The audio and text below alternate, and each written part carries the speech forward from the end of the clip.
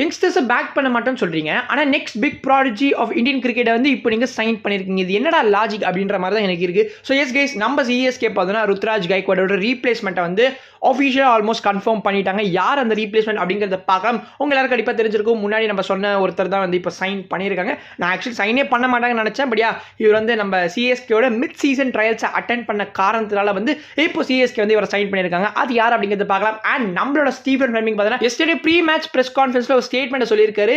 And ட்விட்டரே அலறி போச்சுன்னா பார்த்துக்கோங்களேன். So அப்படிப்பட்ட ஒரு ஸ்டேட்மெண்ட் என்ன அப்படிங்கிறத பார்க்கலாம். ஸோ அவரோட திங்கிங் எப்படி இருக்குன்னா இந்த சீசனில் நாங்கள் கரெக்டாக தான் ப்ளே பண்ணுறோம், நீங்கள் தான் சரியாக புரிஞ்சிக்க மாட்டீங்க அப்படின்ற மாதிரி தான் அவர் சொல்லிட்டு இருக்காரு இந்த சீசன் ஃபுல்லாக. ஃபிளெம் என்ன சொல்லியிருக்காரு அதெல்லாம் பற்றி வீடியோவில் பார்க்கலாம். And before we move on, நம்ம இன்னைக்கு லைவ் வரலாம்னு இருக்கும். ஸோ ஈவினிங் தான் மோஸ்ட்லி ஒரு மேட்ச் ஆரம்பிக்கிறதுக்கு கொஞ்சம் நேரத்துக்கு முன்னாடி கண்டிப்பாக வருவோம். ஸோ நிறைய விஷயங்களை பற்றி டிஸ்கஸ் பண்ணலாம் இந்த லைவ்ல.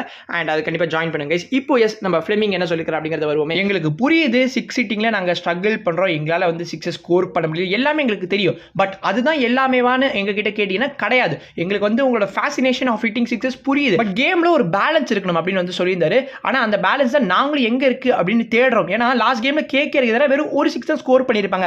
அப்போ எங்கே பேலன்ஸ் இருக்குது, டீமில் எங்கே 6 அடிக்கிறதுக்கு ஆள் இருக்காங்க, இது எல்லாமே நம்ம கேட்டால் அதுக்கெல்லாம் தலைவர் ரிப்ளே பண்ண மாட்டாரு.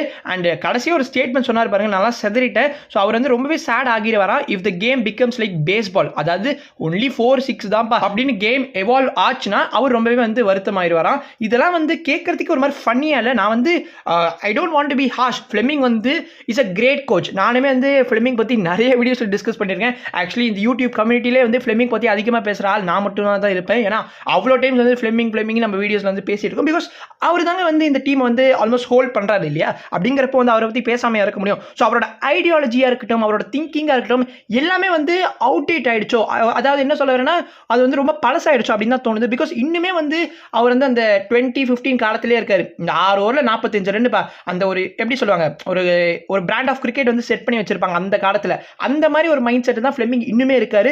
அதை அவர் மாற்றிக்கணும். ஆனால் மாற்றுறதுக்கு அவருக்கு நேரம் இருக்கா? நம்ம பீடாக் சொல்கிற மாதிரி தான் தெரியாது. ஏன்னா வந்து ஹாஃப் வே ஸ்டேஜ் வந்தாச்சு. இன்னும் கரெக்டாக பார்த்தீங்கன்னா 7 கேம் தான் இருக்குது. ஸோ இன்னைக்கு கேமை வந்து நீங்கள் லீவ் அவுட் பண்ணிருங்க. இன்னும் 7 கேம் தானே இருக்குது. ஸோ அந்த 7 கேமில் நம்மளால் வந்து திங்ஸை வந்து சேஞ்ச் பண்ண முடியுமா அப்படின்னு கேட்டிங்கன்னா அதெல்லாம் வந்து 1-8ல் சேஞ்ச் ஆகிற விஷயம் கிடையாது கைஸ். நீங்கள் வந்து ஆப்ஷன்லேயே நல்ல ஹிட்டர்ஸ்லாம் பிக் பண்ணிடணும். ஒரு ஓவர்சீஸ் ஸ்லாட்டை வேறு வேஸ்ட் பண்ணியிருப்பாங்க, அதையும் வேஸ்ட் பண்ணாங்க. இதெல்லாம் வந்து பேசினாருன்னா நல்லா இருக்கும்.